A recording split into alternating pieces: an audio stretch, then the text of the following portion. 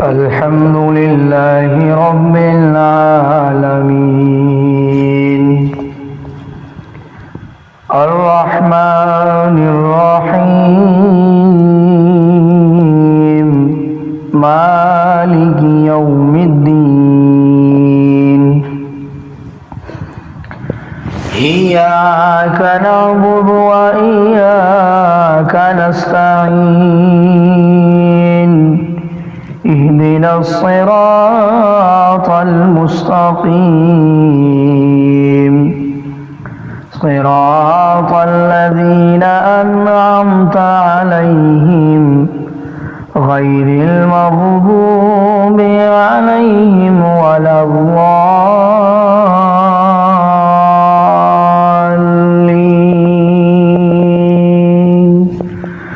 آمين. لا يؤاخذكم الله باللغو في أيمانكم ولكن يؤاخذكم بما كسبت قلوبكم والله غفور حليم. للذين يؤلون من نسائهم تربص 4 أشهر فإن فاءوا فإن الله غفور رحيم. وإن عزموا الطلاق فإن الله سميع عليم.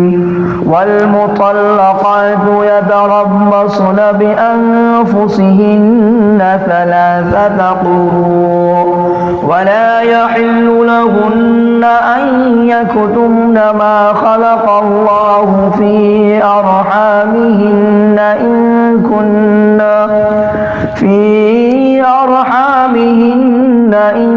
كن يؤمن بالله واليوم الآخر وبعولتهن أحق بردهن في ذلك إن أرادوا إصلاحا ولهن مثل الذي عليهن بالمعروف وللرجال عليهن درجة والله عزيز حكيم.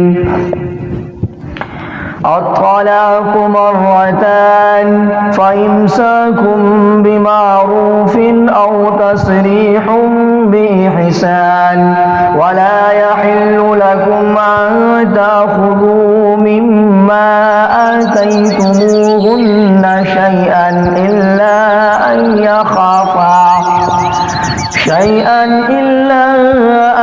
يخافا ألا يقيما حدود الله فإن خفتم ألا يقيما حدود الله فلا جناح عليهما فيما افتدت به وتلك حدود الله فلا تعتدوها ومن يتعد حدود الله فأولئك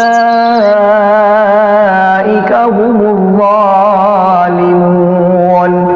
فإن طلقها فلا تحل له من بعد حتى تنكح زوجا غيره فإن طلقها فلا جناح عليهما أن يتراجعا إن ظنا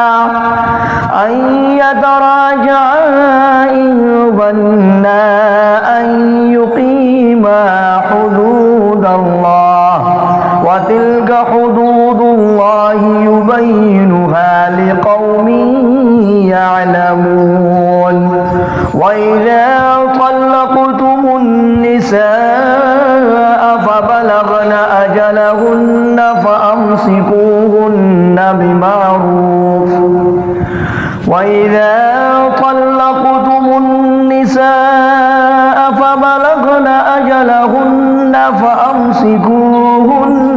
بمعروف أو سرحوهن بمعروف ولا تمسكوهن ضرارا تعتدوا ومن يفعل ذلك فقد ظلم نفسه ولا تتخذوا آيات الله هزوا واذكروا نعمة الله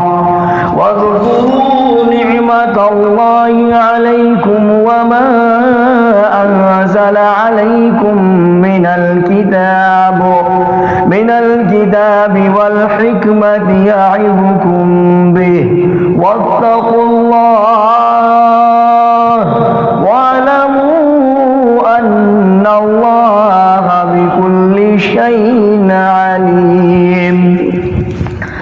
وإذا طلقتم النساء فبلغن أجلهن فلا تعضلوهن أن ينكحن أزواجهن إذا تراضوا بينهم بالمعروف ذلك يوعظ به من كان منكم يؤمن بالله واليوم الآخر ذلكم أزكى لكم وأطهر والله يعلم وأنتم لا تعلمون.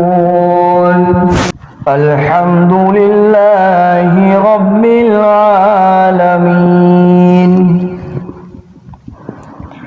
الرحمن الرحيم مالك يوم الدين إياك نعبد وإياك نستعين اهدنا الصراط المستقيم صراط الذين أنعمت عليهم غير المغضوب عليهم ولا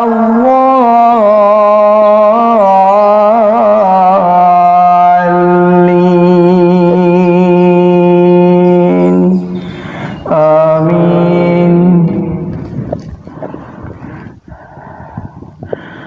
والوالدات يرضعن أولادهن حولين كاملين لمن أراد أن يتم الرضاعة وعلى المولود له رزقهن وكسوتهن بالمعروف لا تكلف نفس إلا وسعها لا تضار والدة بولدها ولا مولود له بولده وعلى الوارث مثل ذلك فإن أرادا فصالا عن تراض منهما وتشاور فلا جناح عليهما وإن أردتم أن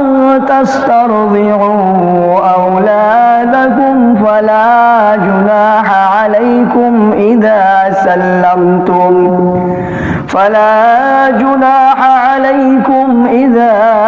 سلمتم ما آتيتم بالمعروف واتقوا الله واعلموا أن الله بما تعملون بصير. والذين يتوفون منكم ويذرون أزواجا يتربصن بأنفسهن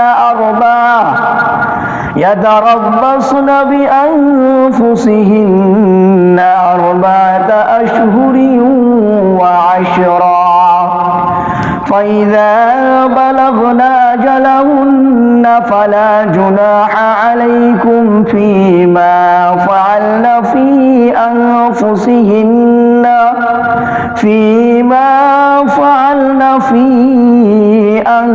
أنفسهن بالمعروف والله بما تعملون خبير. ولا جناح عليكم فيما عرضتم عصمة النساء